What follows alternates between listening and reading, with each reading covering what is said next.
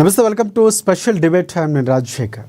ఇక భారత్ పాక్కు సంబంధించి జరిగినట్టు యుద్ధ సమయంలో ఆపరేషన్ సింధూర్ చేపట్టింది కేంద్ర ప్రభుత్వం.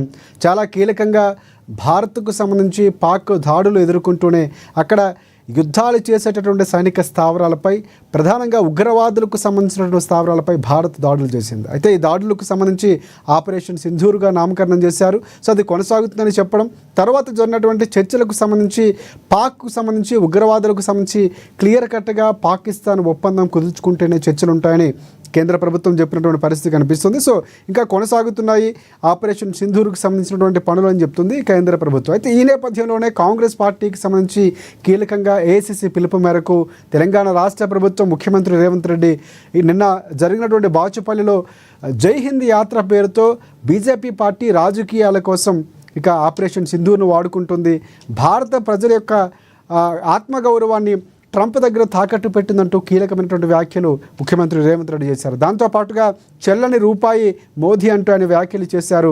భారతదేశానికి సంబంధించి మొన్న యుద్ధంలో కీలకంగా హైదరాబాద్కు సంబంధించి క్షిపణులు మాత్రమే ప్రయోగించారు, అవి మాత్రమే సక్సెస్ఫుల్గా అక్కడ యుద్ధంలో పనికొచ్చాయని చెప్పడంతో పాటుగా ఏవైతే బయట దేశాల నుంచి కొనుక్కున్నారో అవి ఎక్కడా కూడా పనిచేయలేదంటూ కూడా కీలకమైనటువంటి వ్యాఖ్యలు రేవంత్ రెడ్డి చేశారు. మిగతా నేతలు కూడా చేసినటువంటి పరిస్థితి. కాంగ్రెస్ పార్టీకి సంబంధించి రాజకీయంగా వాడుకునే ప్రయత్నం కాంగ్రెస్ పార్టీ చేస్తుందని ఇటువైపు బీజేపీ పార్టీ వర్గాలు కూడా ఒక రకంగా విమర్శలు చేస్తున్నాయి. ఇందులో ఏది నిజం? అసలు యుద్ధానికి సంబంధించి భారతదేశం ఎదుర్కొన్నటువంటి తీరు అన్ని దేశాలు ప్రశంసించాయి.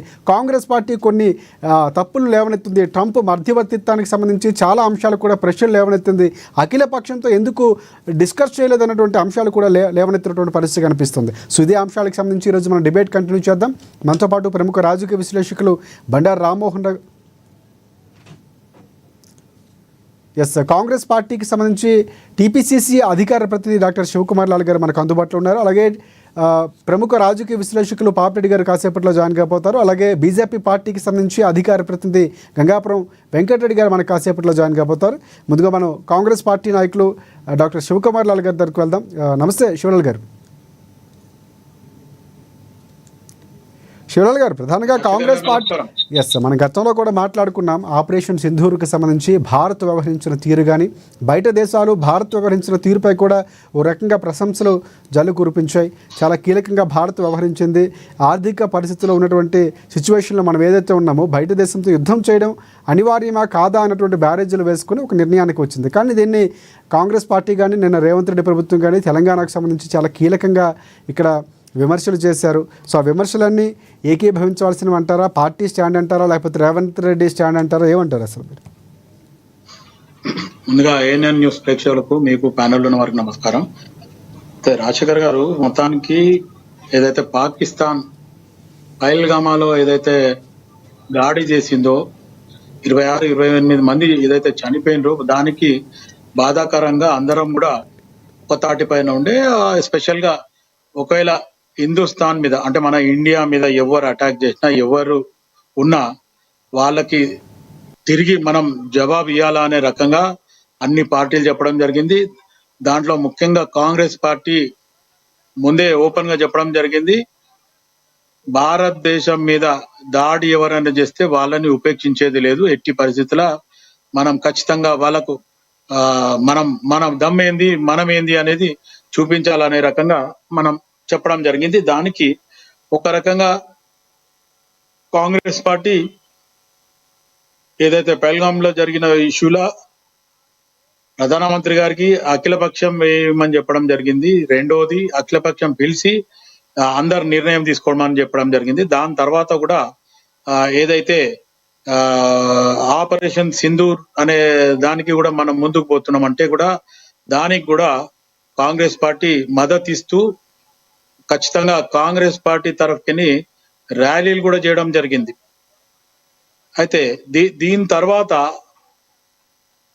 ఏదైతే ఆపరేషన్ సింధూర్ సబ్జెక్ట్ గా ఏదైతే ప్రాణ నష్టం జరిగిందో, లేకపోతే అక్కడ అటాక్ చేయడం జరిగిందో, అవన్నీ కొంత మట్టుకు ఓకే, భారతదేశం నుంచి భారతంలో ఉన్న ప్రభుత్వము ఆ నిర్ణయం తీసుకోవడం జరిగింది. దానికి అందరు కూడా హర్షించడం వ్యక్తం చేస్తుంది. కానీ ఆపరేషన్ సింధూర్ సడన్ గా యుఎస్ ప్రెసిడెంట్ అనౌన్స్ చేయడము, మన భారత ప్రధాని నరేంద్ర మోదీ గారు దాన్ని ఆపేయడము, ఈ రోజు వరకు కూడా నరేంద్ర మోదీ గారిని కానీ లేకపోతే అమిత్ షా దేశ హోంశాఖ మంత్రిగా కానీ ఎక్కడ కూడా వివరణ ఇవ్వలేదు.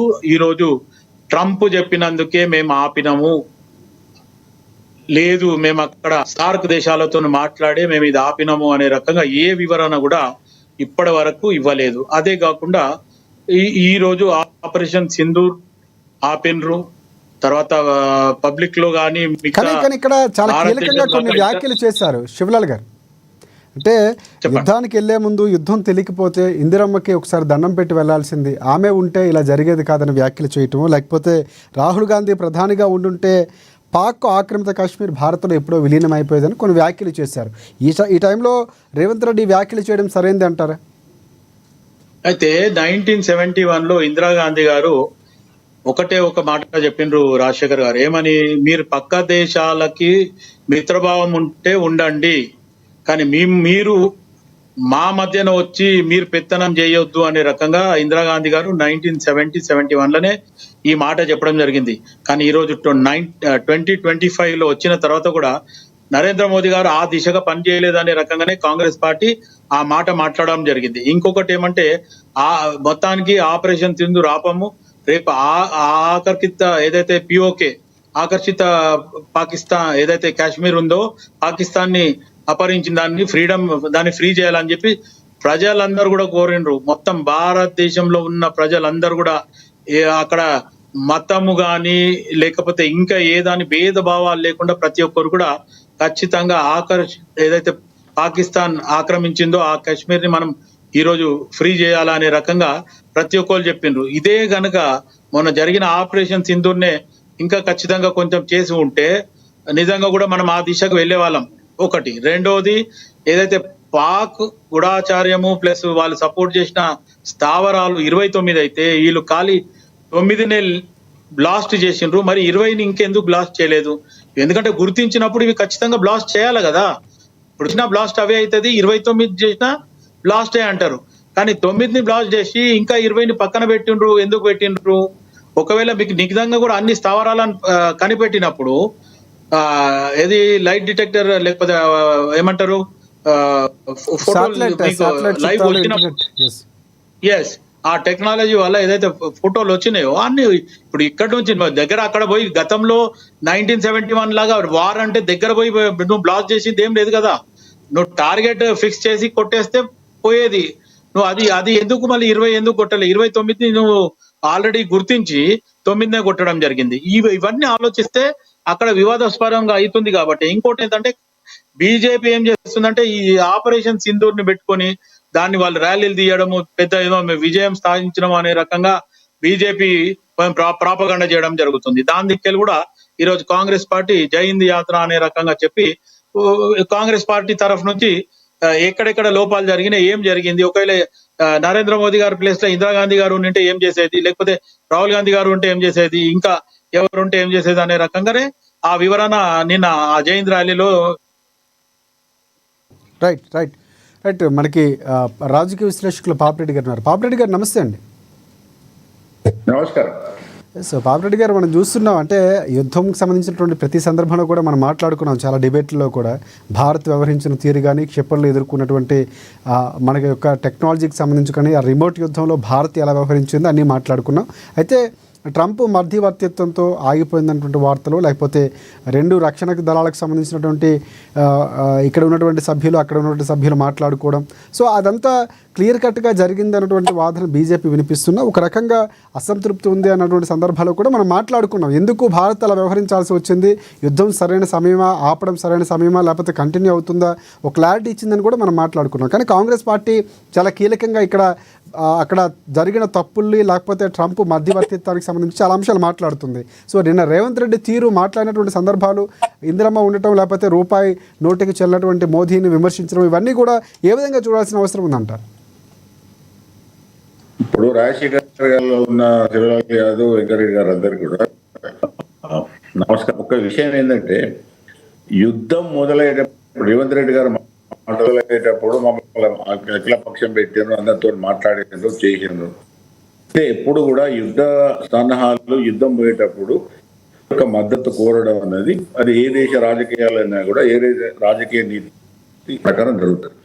కానీ యుద్ధం ఎప్పుడు ఆపాలి ఎప్పుడు జరగాలన్నప్పుడు అన్ని పార్టీలను పిలిచి మీటింగ్ పెట్టి నేను విధానాన్ని చెప్పలేదు. ఒకటి. రెండవది ఏంటంటే మా ఇందిరాగాంధీ ఉంటే అట్లా చేద్దాం, రాహుల్ గాంధీ అయితే ఇట్లా చేద్దాం, ఇవన్నీ కూడా ఒక విధంగా ఇది వీటికి విలువ ఉంటుంది. ఎందుకంటే ఇందిరాగాంధీ నేను ఇప్పుడే అంటే జవహర్లాల్ నెహ్రూ గారు కూడా ఇందిరాగాంధీ 1961లో బంగ్లాదేశ్ తర్వాత 93,000 మంది పాకిస్తాన్ దాకా యుద్ధ ఖైదీలుగా ఉంటారు. 72లో సిమ్లా అగ్రిమెంట్. ఆ సిమ్లా అగ్రిమెంట్ అప్పుడు అన్ని అవకాశాలు మన చేతులు వాళ్ళు 93,000 మంది వాళ్ళ సైనికులను తీసుకోవాల్సిన పరిస్థితి. అప్పుడు కూడా ఏమైంది, సిమ్లా అగ్రిమెంట్ లో కేవలం అది బైలాటరల్ అంటే అది ఇంటర్నేషనల్ ఇష్యూ కాకుండా అది మన దేశ సమస్య అప్పయ్యబట్టి ఉంటే ఈ పిఓకి నిజంగా ఇప్పుడు రెండు ఉంటాయి రాజశేఖర్ గారు. ఒకటేమో ఇంటర్నేషనల్ బార్డర్ అంటారు. ఇంటర్నేషనల్ బార్డర్ అంటే పిఓకి వదిలిపెట్టి మిగతాదంతా పాకిస్తాన్ కు ఇండియాకు ఇంటర్నేషనల్ అంటే విదేశీ బార్డర్. ఇప్పుడు ఉన్నది ఈ ఇండియా కాశ్మీర్ మధ్య నుండి ఎల్ఓసి లైన్ ఆఫ్ కంట్రోల్ లేదా LAC line of actual control అంటారు.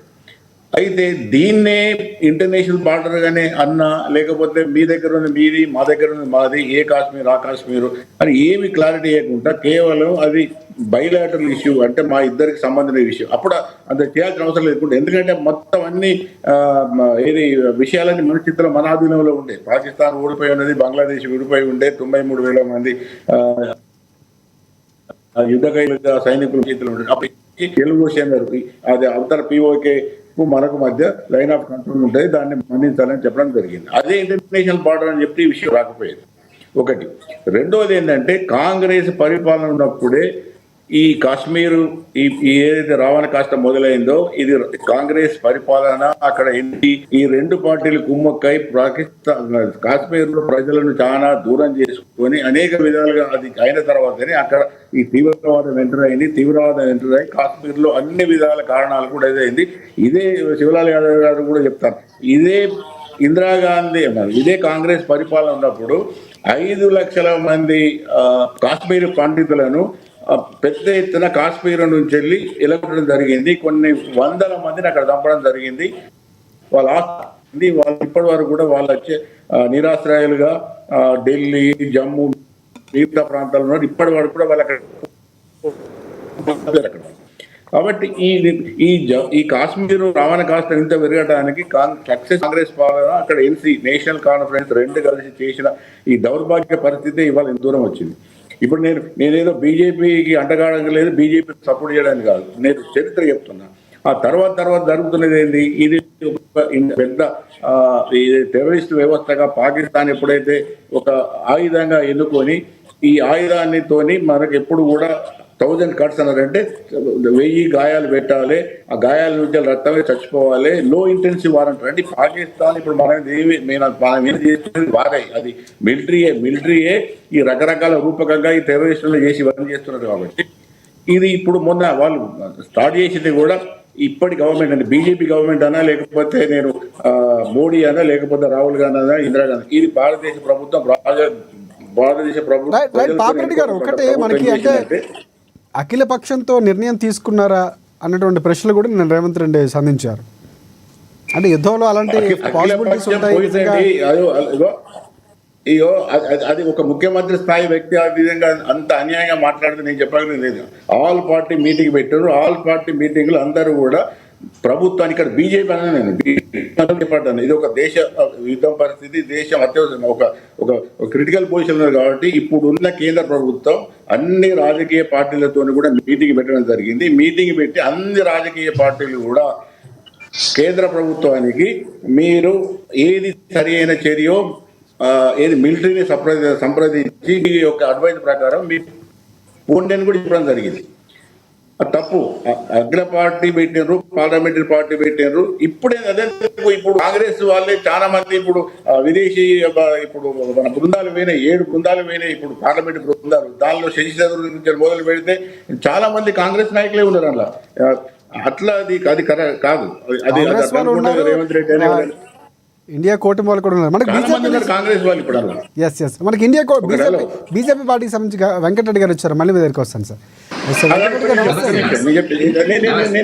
రాజశేఖర్ ఒక నీకే చెప్పిన ఇక్కడ ఇది మనం రాజకీయాల గురించి వచ్చినా ఏముండదు. ఇది ఇవాళ దేశ పరిస్థితి. దేశం ఒక విషయంతో ఎదుర్కొన్న పరిస్థితి. కాబట్టి మా కాంగ్రెస్ అట్లా ఉండే కాంగ్రెసే అన్ని అరిష్టాల కారణం. కాంగ్రెస్ గురించి మాట్లాడితే చాలా విషయాలు మాట్లాడాల్సి వస్తుంది కశ్మీర్ గురించి. కాబట్టి అది ఎత్తుకోవాలి కాదు మంచిది. ఎందుకంటే ఒకసారి చరిత్రను పోయి చూసుకుంటే కాంగ్రెస్ ఎంత దౌర్భాగ్యం చేసిందంటే 26/11 బాంబు ముంబై మీద అటాక్ అయినప్పుడు దాదాపుగా 180 మంది చనిపోయినారు. 2 రోజులు మేహ్యం అంటే పెద్ద పరిస్థితి చేయలేకపోయింది. కనీసం అక్కడ మాట్లాడే పరిస్థితి కూడా లేదు. ఇప్పుడు వీళ్ళు అధ్యక్షులు మాట్లాడదు. కానీ ఇవన్నీ ఉంటే మాటలు. నేను రాజకీయ పార్టీల గొప్పతనం గురించి బీజేపీ కానీ కాంగ్రెస్ కానీ సంబంధం లేదు. ఇవాళ ఉన్న పరిస్థితుల్లో కేంద్ర ప్రభుత్వం చక్కగా పనిచేస్తున్నారు. చక్కగా దానికి ఉన్న పరిమితుల ప్రకారం అనుకుంటున్నారు. ఎస్ పాపిరెడ్డి గారు మళ్ళీ మీ దగ్గరికి వస్తాను. ఎస్ వెంకటరెడ్డి గారు నమస్తే అండి. నమస్తే. ఒక రకంగా అంటే దేశానికి సంబంధించి లేకపోతే భారత పౌరుడిగా ఒక అనలిస్ట్గా పాపిరెడ్డి గారు ఒక వర్షన్ చెప్పారు. ఆల్రెడీ మీకు అనుకూలంగా ఉంటుంది, అది మీకని నేను అనట్లేదు. సో అందరికీ ఉన్నటువంటి భావాన్ని వ్యక్తం చేశారు. సో ప్రధానంగా రేవంత్ రెడ్డి వ్యాఖ్యలకు సంబంధించి ఒక బీజేపీ పార్టీకి సంబంధించి అధికార ప్రతినిధిగా ఏమంటారు మీరు? ఇప్పుడు ప్రొఫెసర్ పాపిరెడ్డి గారు మాట్లాడినటువంటిది తెలంగాణలో ఉండేటువంటి ఒక మేధావిగా ఆయన ఉండేటువంటి ఆలోచనలు పంచుకున్నాడు తప్ప ఆయన బీజేపీకి అనుకూలము కాంగ్రెస్కి వ్యతిరేకం అని చెప్పి నేను భావించడం లేదు. చాలా సందర్భాల్లో బీజేపీ యొక్క విధానాల మీద కూడా ఆయన మాట్లాడలేదు. ఎందుకంటే నాకు ఒక 20 సంవత్సరాల నుంచి మిత్రుడు ఆయన. నేనేమంటున్నా అంటే ఇవాళ కాంగ్రెస్ ఈ మారణ హోమం పహల్గామ్లో జరిగినటువంటి మారణ హోమం 27 కుటుంబాలు వాళ్ళ మహిళల ముందు పిల్లల ముందు వాళ్ళ కుటుంబ సభ్యులైనటువంటి పురుషులైనటువంటి వాళ్ళను దారుణంగా హత్య చేసినటువంటిది, కాల్చి చంపినటువంటి సంఘటన భారత ప్రజలే కాదు యావత్ ప్రపంచం కూడా దిగ్భ్రాంతి వ్యక్తం చేసి ఖండించినటువంటి ఒక సందర్భం అది. ఆ కోణంలోనే అన్ని దేశాలు కూడా మనకు సానుభూతి, ఒక చైనా లాంటి దేశాన్ని వదిలేస్తే మనకు సానుభూతి చెప్పడము, మన వైపు ఆలోచించడము, మద్దతు ఇవ్వడం అనేటువంటి జరిగిన మాట వాస్తవం.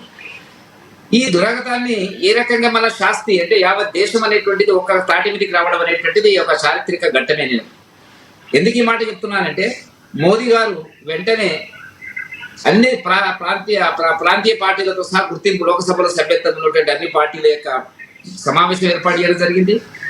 క్యాబినెట్ సెక్యూరిటీ సమావేశాలు ఏర్పాటు చేయడం జరిగింది. సైనిక త్రివిధ దళాల చీఫ్లకు సంబంధించినటువంటి సమావేశాలు అనేక కోణాల్లో అనేక సందర్భాల్లో చేసిన తర్వాత ఒక ప్రయత్నం మనం చేసినాం ఏంటంటే తగిన శాస్త్రి చెప్పాలనేటువంటిది అన్ని పార్టీలు కూడా భారతీయ జనతా పార్టీ ప్రభుత్వానికి కేంద్ర ప్రభుత్వానికి మద్దతు ఇచ్చినటువంటి సందర్భం, దాంట్లో ఏమి సందేహం లేదు. ఆ ఇచ్చినట్టుగా ఇచ్చి 1-2 సందర్భాల లోపల కర్ణాటక ముఖ్యమంత్రి గారు కానీ కర్ణాటక ఎమ్మెల్యేలు కానీ కాంగ్రెస్కు సంబంధించినటువంటి వాళ్ళు అపశృతులు పలికినప్పటికీ కూడా రాహుల్ గాంధీ వెంటనే దాన్ని సరిదిద్దినటువంటి పరిస్థితి మనం దృష్టిలో పెట్టుకోవాల్సినటువంటి అవసరం మాత్రం ఉన్నది అని చెప్పి నేను భావిస్తున్నాను.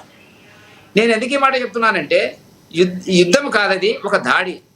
పాకిస్తాన్లో 100-150-200 కిలోమీటర్ల మన సైనికులు ప్రయోగించినటువంటి డ్రోన్లు కానివ్వండి, లేకపోతే రాకెట్లు కానివ్వండి, లేకపోతే బ్రహ్మోస్ కానివ్వండి, ఇవన్నీ కూడా అక్కడ వాళ్ళకు సంబంధించినటువంటి అతి కీలకమైనటువంటి.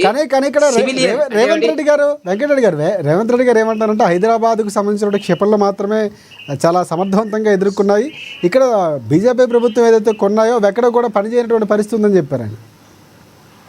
అంటే హైదరాబాద్ లో తయారైనటువంటి ఆయన కాంగ్రెస్ ప్రభుత్వం స్టేట్ గవర్నమెంట్ తయారు చేసింది. నేను వాటి పక్కనే ఉంటా.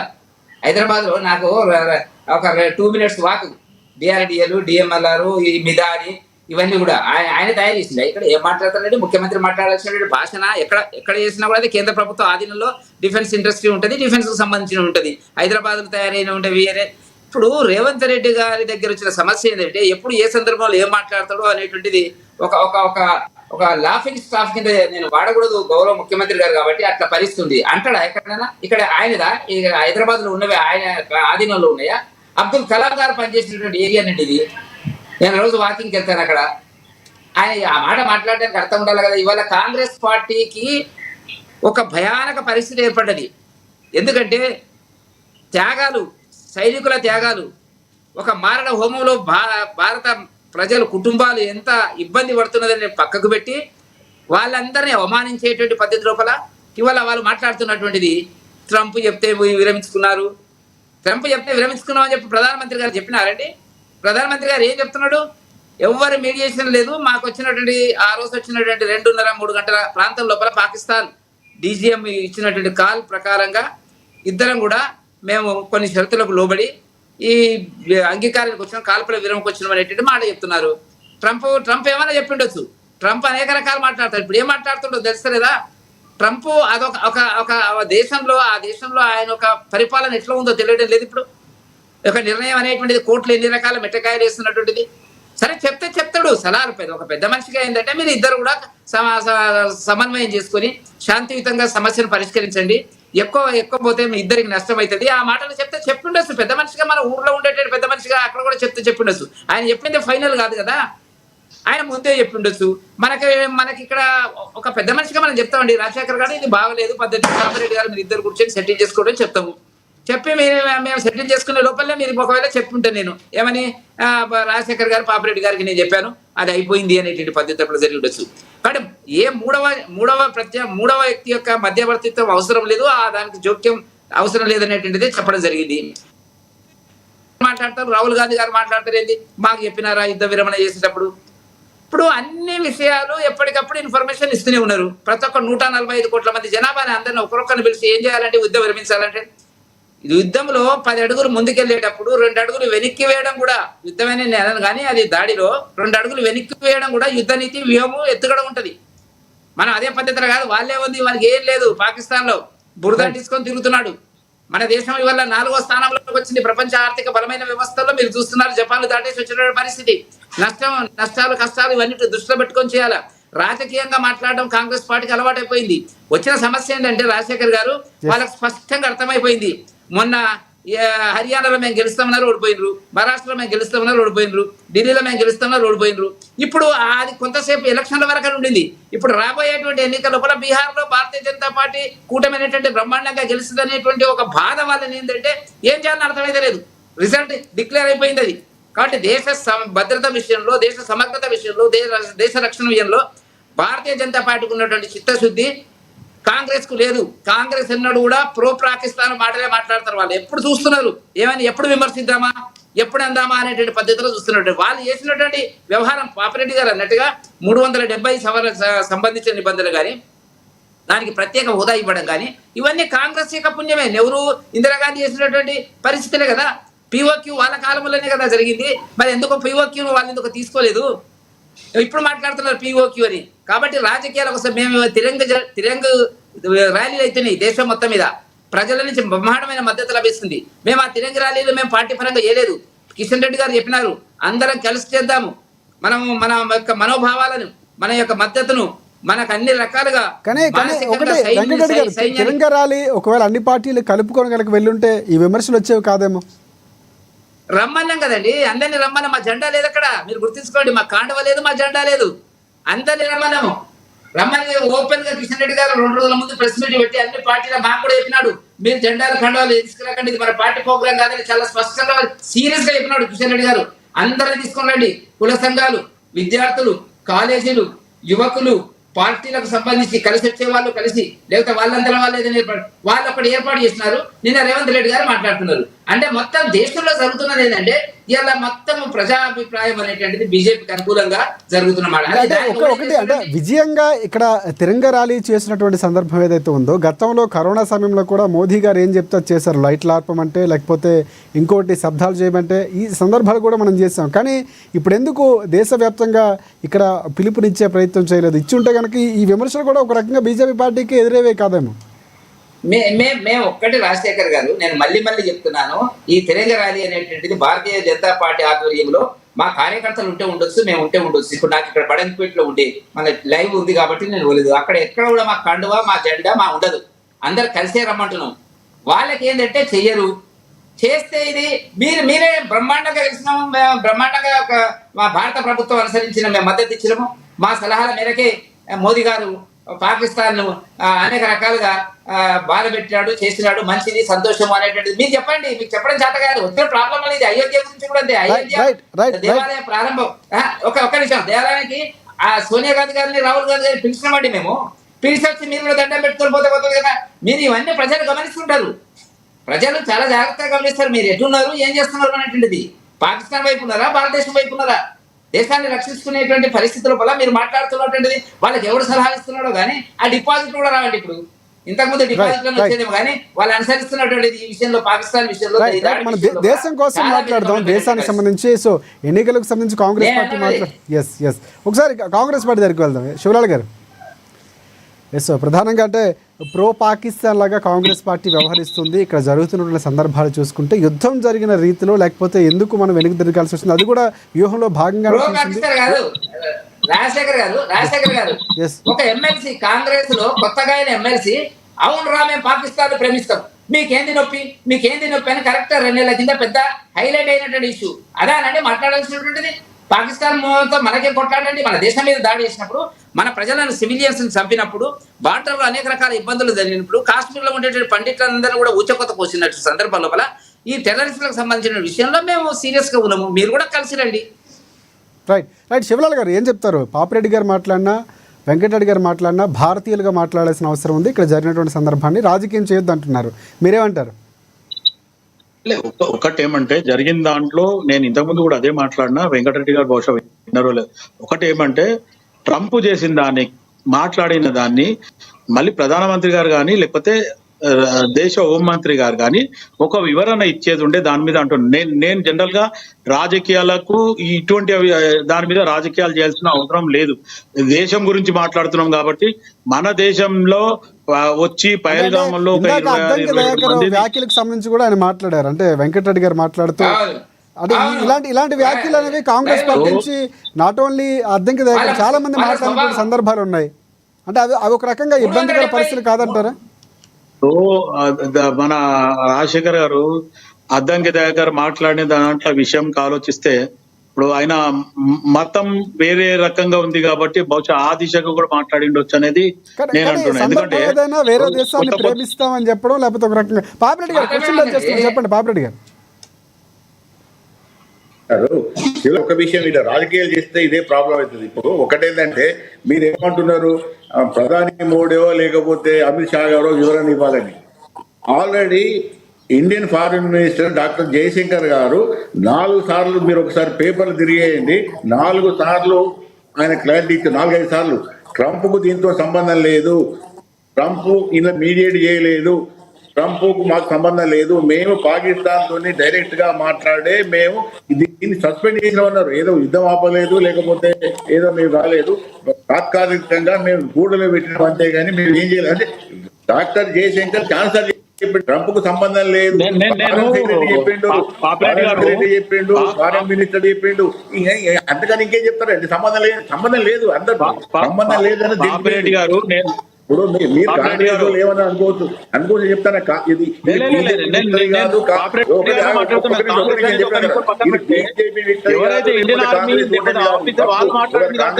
అనుకున్నా, బీజేపీ గెలుపు అనుకున్నా కాదు. ఇది దేశం గెలుపు, భారతదేశం, భారతీయుల గెలుపు అనుకోవాలి అంతేగాని ఇది బీజేపీ గెలుపు అని మీరు అనుకుంటే దానికి అంతకన్నా భావతరత్వం ఇంకోట్లేదు. ఇది కాంగ్రెస్ కూటమి కూడా కాదు, వాళ్ళు అధికారంలో ఉన్నారు కాబట్టి వాళ్ళు ఎక్కువ మాట్లాడతారు అంతేగాని. పాపిరెడ్డి గారు ఎవరు మాట్లాడుతున్నా అక్కడ వాయుసేన పాపిరెడ్డి గారు, నేను అడిగేది ప్రధానమంత్రి గారు కానీ లేకపోతే దేశ హోంమంత్రి గారు చెప్పేది ఉండే అంటున్నాను నేను. ఒక ఐ మీన్ ఆర్మీ ఫోర్స్ వాళ్ళు చెప్పిండ్రు, లేకపోతే లేక దీని గురించి నేను మాట్లాడతాను.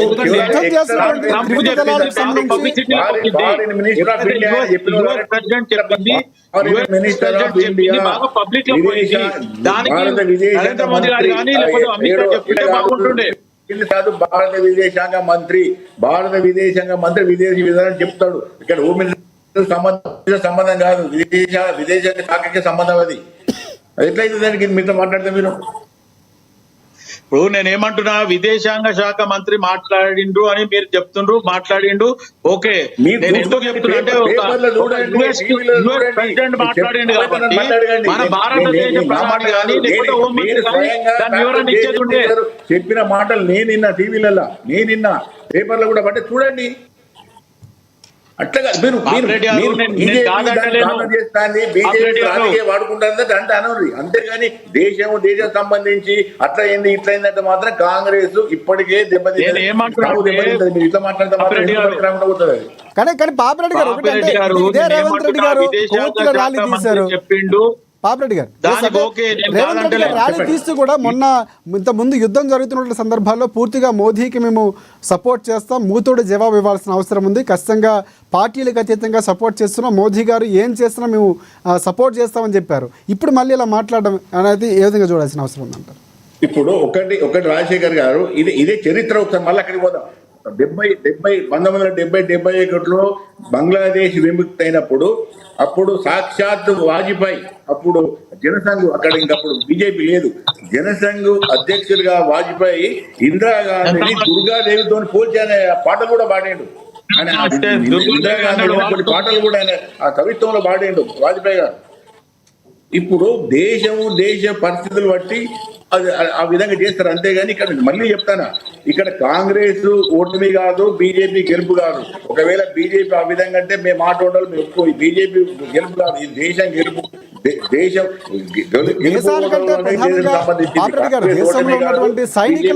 చెప్పుకోవచ్చు అంటే ఇక్కడ మనకున్నటువంటి టెక్నాలజీ మనం 3 కోట్ల మంది ప్రజలు ఎవరి విజయం కాదు. వాళ్ళ దౌర్భాగ్యం, మనం ఎవరు చేయగలిగేది ఏం లేదు దానిలో. రాజశేఖర్ గారు ఇప్పుడు ఇంతకు ముందు వెంకటరెడ్డి గారు మాట్లాడుతూ కూడా అన్నారు, ఒకవేళ కాంగ్రెస్ పార్టీలు ఇక్కడ లోకల్ గా ఏం మాట్లాడినా రాహుల్ గాంధీ గారు ఓపెన్ గా చెప్పడం జరిగింది అనేది కూడా స్వయాన ఒక బీజేపీ అధికార ప్రతినిధే రాహుల్ గాంధీ గారి గురించి కూడా చెప్పించారు. అంటే కాంగ్రెస్ పార్టీ ఫుల్ సపోర్ట్ చేయడం జరిగింది. ఎక్కడ కూడా మేము వెనుకపోయేది లేదు. ముఖ్యమంత్రి రేవంత్ రెడ్డి పెద్దోడా?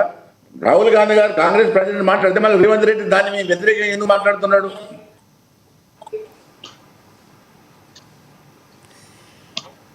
రైట్ శివలాల్ గారు చెప్పండి. ఎస్, అంటే ప్రధానంగా అంటే ఒక రకంగా జరుగుతున్నటువంటి అంశాలు రేవంత్ రెడ్డి నేను చాలా కీలకంగా మాట్లాడడం అనేది ఒక రకంగా విమర్శలు దావతీస్తుంది. ఒకసారి నేను వెంకటరెడ్డి గారు ప్రధానంగా ఒక ప్రశ్న, అంటే వాయుసేనకు సంబంధించి నేను రాజ్నాథ్ సింగ్ ఉండగానే అక్కడ కొన్ని కీలకంగా అవుతున్న ప్రాజెక్టులు కంప్లీట్లు అవ్వట్లేదు, 2023కి అవ్వాల్సిందో 24కి అవ్వాల్సిందో ఒక డెడ్ లైన్ నుండి కూడా అవ్వట్లేదు అన్నటువంటి విమర్శలు చేశారు. సో అక్కడ రక్షణ శాఖ చాలా బలంగా ఉంది, మన నిధులు కేటాయిస్తున్నాం. ఈ అంశంలో ఆయన మాట్లాడడం అనేది కూడా కొంత చర్చనీయాంశంగా మారుతుంది. ఇప్పుడు ఒకటండి, అక్కడ ఉండేటువంటి సరిహద్దు ప్రాంతంలో ఉండేటువంటి సమస్యలు అక్కడ ఉన్నటువంటి మాట వాస్తవం. వాటిని ఏ రకంగా మనం ముందుకు తీసుకుపోవాలా? అక్కడ పక్కన మనకు రకరకాల, ఇప్పుడు భారతదేశం చుట్టూ ఉన్నటువంటి 7 దేశాలు మనతో సరైన సంబంధాలు ఉన్నటువంటి దేశాలు ఏవి లేవు నా దృష్టిలో. మీరు చైనా తీసుకోండి, బంగ్లాదేశ్ తీసుకోండి, పాకిస్తాన్ తీసుకోండి, శ్రీలంక తీసుకోండి, రకరకాల దేశాలు మనకు వ్యతిరేకంగానే ఉన్నాయి. సాఫ్ట్ రిలేషన్స్ మనకు లేదు. ఎందుకంటే ఒక బలంగా మనం ప్రపంచంలో అభివృద్ధి అవుతున్నటువంటి పరిస్థితుల లోపల ఎట్లాగో అభివృద్ధి అవుతున్నటువంటి వ్యక్తులను చూసిన తర్వాత అభివృద్ధి కానటువంటి వ్యక్తులు మానవ సహజం ఏంటంటే వ్యతిరేకిస్తుంటారు. కాబట్టి అక్కడ భారతదేశము పైకి ఇప్పుడు చైనా ఏం చేసే స్ట్రాటజికల్ గా పోయింది, మీదికి ఏదో మనకు నొసటితో ఎక్కిరించి నోటితో అనే పద్ధతి లోపల వాళ్ళ రాజకీయం అక్కడ మనకు కనపడుతున్నటువంటిది. కాబట్టి వాళ్ళ విమర్శ కోసం ఇప్పుడు రాహుల్ గాంధీ గారు విమర్శ కోసము మాట్లాడుతున్నారా? ఇప్పుడు ఖర్గే గారు మాట్లాడినారు, చిట్పుట్ అంటే ఒకటి వెంకటరెడ్డి గారు, అంటే ఇక్కడ రాజకీయంగా విమర్శలు పాపిరెడ్డి గారు మాట్లాడినా ఎవరు మాట్లాడినా కొంతవరకు కాంగ్రెస్ పార్టీ హర్షించినటువంటి సందర్భాలు ఉన్నాయి. కొన్ని పాయింట్లు మాత్రం అంటే విమానాలకు సంబంధించి ఎన్ని రద్దయ్యాయి లేకపోతే ఎన్ని కోల్పోయాయి ఇవన్నీ కూడా రాహుల్ గాంధీ ప్రశ్నించారు, అదొక వేరే అంశం. కానీ నిన్న ఒక అంశం అంటే సంతకాలు జరుగుతాయి కానీ ఆయుధాలు రావని ఇప్పటి వరకు ఒక్క ప్రాజెక్టు కూడా సకాలంలో పూర్తి కాలేదు. 2024 మార్చిలో అందాల్సినటువంటి తేజస్ విమానాలు ఒక్కటి కూడా రాలేదని నిన్న కీలకంగా రక్షణ శాఖ మంత్రి రాజ్నాథ్ సింగ్ ఉండగానే వాయుసేన చీఫ్ అమర్ప్రీత్ సింగ్ కొన్ని వ్యాఖ్యలు చేశారు. సో దానిపై ఎలా స్పందిస్తారు మీరు? ఇప్పుడు ఇంటర్వ్యూలో ఏం జరుగుతుంది, ఏమి రాలేదు వచ్చినాయి అనేటువంటిది ఆయా పరిస్థితులను బట్టి నిర్ణయాలు ఉంటాయి. అంత మాత్రం చేతి జరిగిపోతుంది అనేటువంటి చాలా ప్రాజెక్టులు అంటే ఉండాల్సినటువంటి అన్ని సౌకర్యాలు వీటిలో కూడా కొంచెం పటిష్టంగా ఉండాల్సిన అవసరం ఉందన్నటువంటి భావన. ఇవాళ మనం బలంగా ఉన్నాము. మన బ్రహ్మోస్ గురించి ఇవాళ చర్చ ప్రపంచవ్యాప్తంగా జరుగుతున్నటువంటి పరిస్థితి మీరు గుర్తుపెట్టుకోండి. మన ఆశ అదేమిటి ఆకాశ్ ప్రపంచవ్యాప్తంగా ఆకాశ్ గురించి ప్రపంచవ్యాప్తంగా చర్చ జరుగుతుంది.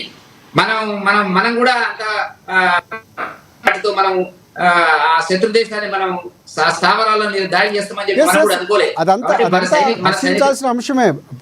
పాపిరెడ్డి గారు మాట్లాడుకున్నాం, మనం గతంలో చాలా సందర్భాల్లో మాట్లాడుకున్నాం. భారత్ ఇక్కడ రిమోట్ సిస్టమ్తో ఒక యుద్ధం చేసింది, మ్యాన్ టు మ్యాన్ చేయకుండా. ఇంతవరకు ఎక్కడ ఏ దేశం జరిగినటువంటి యుద్ధాన్ని చేస్తాం. సో అలాంటి యుద్ధాన్ని పరిచయం చేస్తాం. భారత్ యొక్క స్టామినా కూడా తెలిసింది. మనం దాని గురించి ఎక్కడ మాట్లాడుతున్నటువంటి సందర్భాలు లేవు, కానీ ఇంకా పటిష్టం కావాల్సిన అవసరం ఉంది. నిన్న వాయుసేన చీఫ్ మాట్లాడినట్టు అనిపించింది, అందుకే మీకు ఆ ప్రశ్న నిన్ను అడగడం జరిగింది. ఇప్పుడు ఉంటది పటిష్టం కావాలనేది ఆయన అభిప్రాయం అని చెప్పుకుంటాడు. దానివల్ల మంచి విషయం.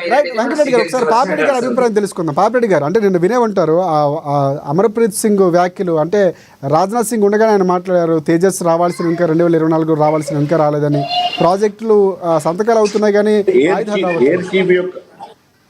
చెప్తా.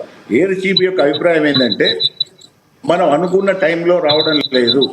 ఎప్పుడు కూడా ప్రాజెక్టులు కొంత అయితే టెక్నాలజీ చాలా విషయాలు ఆయనే విమర్శించలేదు. ఒకవేళ అనుకున్న టైంలో అయితే ఇంకా మనం బలోపేతంగా ఉంది. ఆయన విమర్శించలేదు. విమర్శించకుండా ఆయన బాధ ఏం చెప్పిందంటే మనకు అనుకున్న టైంలో డెడ్ లైన్ ఒకటి అయితలేవు. అంటే అయితలేకపోవడానికి ఆయనకే మనకన్నా ఎక్కువ ఆయనకే చాలా కారణాలు లేదు.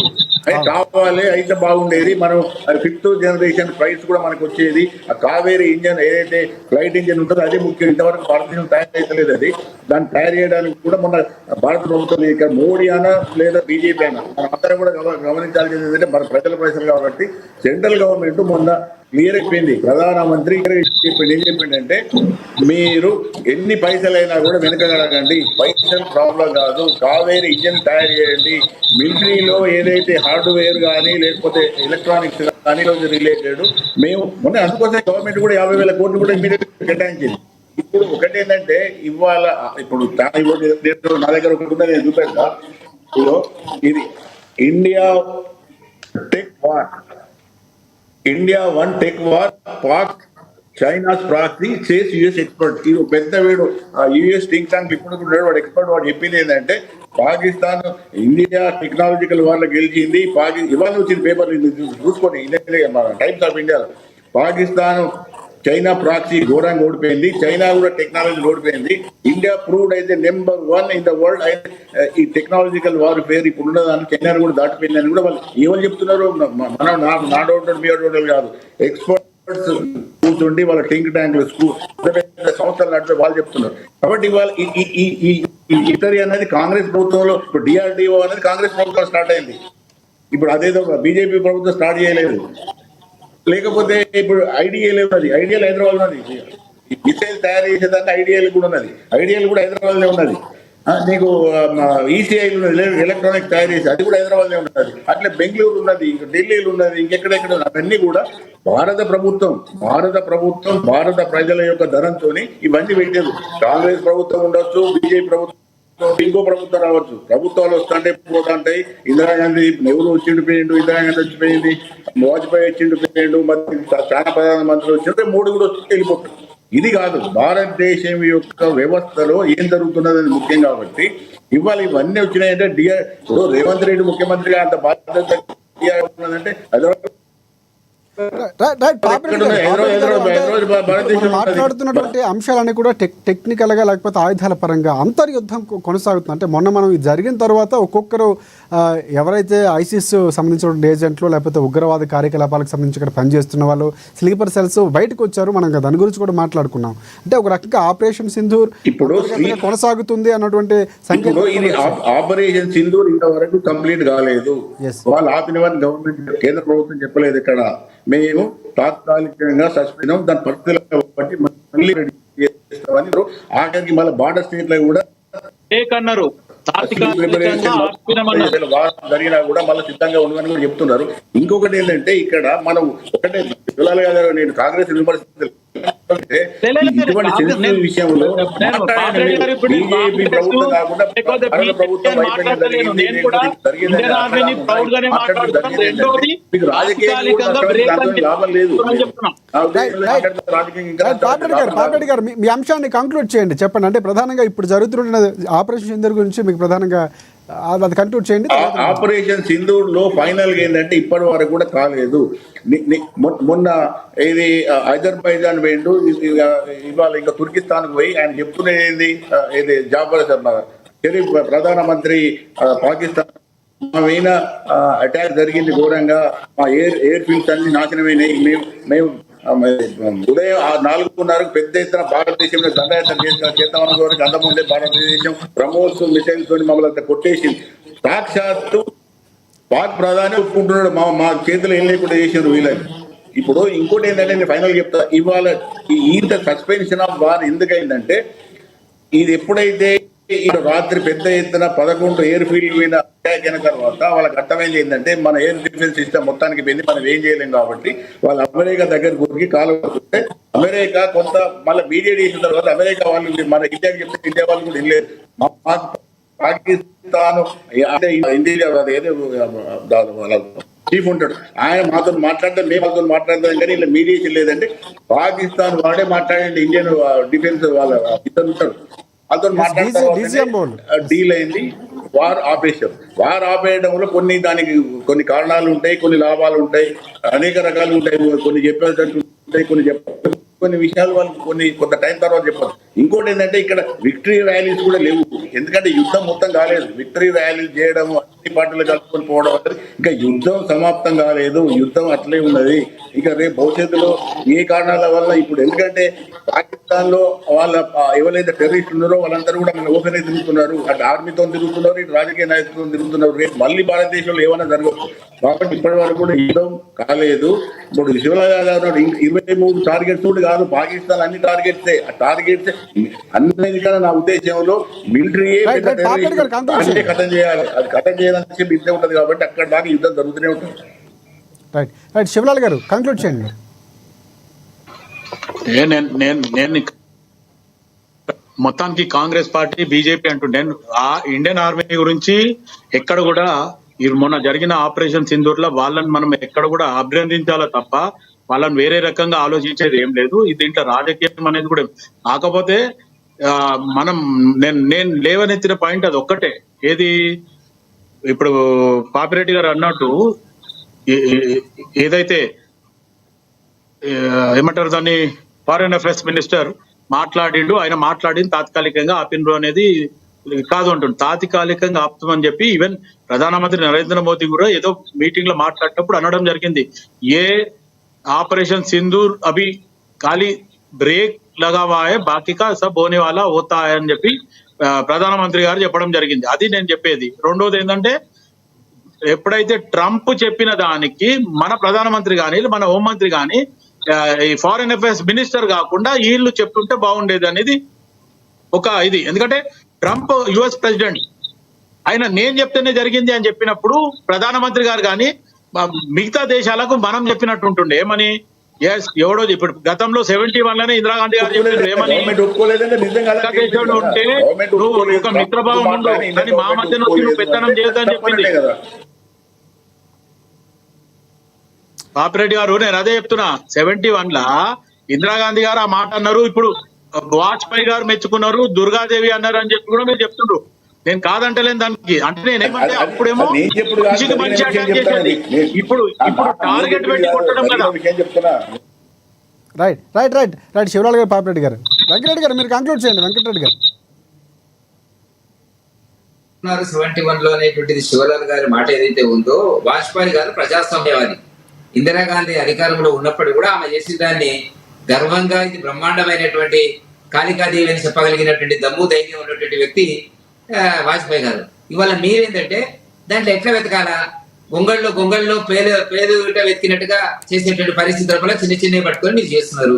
అది మంచి పద్ధతి కాదు. రెండవది, మోదీ గారు ఈ ఆపరేషన్ సింధూర్ అనేటువంటిది జాతికి చెప్పినటువంటి మొత్తం ఎప్పుడు ఎట్లా ఏ రకంగా ఎక్కడ చేయాలనేటువంటిది వాళ్ళకి ఫ్రీ హ్యాండ్ ఇచ్చినాడు. ఫ్రీ హ్యాండ్ ఇచ్చి చేసినటువంటి సందర్భం లోపల ఇవాళ మేము మాట్లాడతలేము, సైనికులను అవమానం చేస్తలేము అని అంటున్నటువంటిది వాళ్ళు చేసిన నిర్ణయం కూడా ఉంటది కదా. ఎక్కడ ఆపాలనేది కూడా సైనికులదే ఉంటది కదా, వాళ్ళ అంచనాలు ఉన్నాయి కదా. మనం ఎంతవరకు వెళ్ళగలుగుతామో అంతవరకు వెళ్తాము. అంతేగాని ఇక అదే పద్ధతిలో పోవడం రావడం అనేటువంటిది కానీ మంచి చట్టాన్ని చూసుకోవాల్సిన అవసరం ఉంటుంది. అక్కడికి 100-150 కిలోమీటర్ల లోపలికి వెళ్ళి వాళ్ళ స్థావరాన్ని ధ్వంసం చేస్తాం. పాకిస్తాన్ ప్రధానమంత్రి నిన్న మాట్లాడుతుంటే మీరు ఉంటలేరా, మేము వెనమే దాడి చేయాలనుకున్నాం, ఈ లోపల మనల్ని కథం పట్టించిన వాళ్ళు అనే పద్ధతి లోపల చిత్తుగా పాకిస్తాన్ కొత్త పద్ధతి లోపల మనం చేయగలిగినాము. దేశము అనేటువంటిది మన దేశం అనేటువంటిది ఉండాలి. అంతేగాని విదేశాలకు పోయినప్పుడు రాహుల్ గాంధీ గారు ఈ దేశం గురించి నెగటివ్ గా మాట్లాడము ఏంటంటే పద్ధతి అని ఇక్కడ మాట్లాడండి, మీరు ఇక్కడ విమర్శ చేయండి ప్రభుత్వం మీద. కాబట్టి ఒక దేశం యొక్క పరువు తీసేటువంటి పద్ధతిలో కూడా కాంగ్రెస్ పార్టీకి ఉండేటువంటి అలవాటే ఇది. వాళ్ళు ఎంతసేపు ఏంటంటే పాకిస్తాన్ మన పౌరసత్వ చట్టం గురించి మనం తీసుకురావడం జరిగింది. చెప్పండి, అనేక మంది అక్కడ వాళ్ళు ఇక్కడ వాళ్ళకి ఎవరు అడ్రస్ లేకుండా మనకు కనపడలేదా మనకు? ఇదిగా మేము అంటున్నది. అట్లా మాట్లాడితే మీరు మత పార్టీ రకరకాలుగా మాట్లాడుతున్నారు, ముస్లింలకు వ్యతిరేకంగా మాట్లాడుతున్నారు. ఇలా మీరు బుద్ధి తెచ్చుకోవాల్సింది ఏంటంటే అసద్దును ఎంపీని చూస్తే మీరు తెచ్చుకోవాల్సిన అవసరం ఉంది. రైట్. థ్యాంక్ యూ వెంకటరెడ్డి గారు, పాపిరెడ్డి గారు మీకు కూడా ధన్యవాదాలు. అలాగే శివలాల్ గారు మీకు కూడా ప్రత్యేకంగా ధన్యవాదాలు. చూద్దాం, అంటే ఇక్కడ దేశం అంశంగా వెళ్లాల్సిన అవసరం ఉంది. కాంగ్రెస్ పార్టీ రాజకీయాలు చేస్తుంది. సమయం రాజకీయాలకు సమయం కాదు, అంటే యుద్ధం కొనసాగుతుందని భారత్ ఇప్పటికే ప్రకటించింది. కేంద్ర రాష్ట్ర ప్రభుత్వాలకు కూడా ఒక మీటింగ్ పెట్టి ఎక్స్ప్లెయిన్ చేసినటువంటి పరిస్థితి ఉంది. ఏ దళాలకు సంబంధించినటువంటి త్రివిధ దళాలు కూడా క్లియర్ కట్గా ఎలా జరిగాయి ఏందని చెప్పినటువంటి పరిస్థితి. కానీ కేవలం తిరంగా యాత్ర అనేది బీజేపీ పార్టీ అనుకూలంగా మార్చుకుంటుంది, రాజకీయంగా వాడుకుంటుంది అన్న కోణంలో కాంగ్రెస్ పార్టీ నిన్న విమర్శనాస్త్రాలు సంధిస్తూ రేవంత్ రెడ్డి ఆధ్వర్యంలో జై హింద్ యాత్ర చేపట్టింది. ఇది కొంచెం రాజకీయంగా మారినటువంటి సందర్భాలు కనిపిస్తున్నాయి. క్లియర్ కట్గా భారతదేశానికి సంబంధించి ఏ నిర్ణయం తీసుకున్నా కట్టుబడాల్సిన అవసరం ఉంది. సో అన్ని పార్టీలు కూడా సపోర్ట్ చేస్తాను, ఇప్పటికే కాంగ్రెస్ పార్టీ కూడా చెప్పింది. కానీ ఇక్కడ విమర్శలు చేయడం అనేది కొన్ని లోపాలు ఎత్తి చూపించే ప్రయత్నంగానే కాంగ్రెస్ పార్టీ చెబుతుంది. చూడాలి మరి భవిష్యత్తులో ఏం జరగబోతుందో. ఏదైనా భారతదేశానికి సంబంధించి ఒక ఘనమైనటువంటి విజయం అందుకున్నామన్నది మాత్రం స్పష్టంగా అర్థమవుతున్న అంశంగానే చెప్పొచ్చు. ఇది ఇవాళ డిబేట్ పాయింట్. రేపటి డిబేట్ పాయింట్లో మనం కొనసాగుదాం. అంతవరకు చూస్తూనే ఉండండి ANN తెలుగు న్యూస్.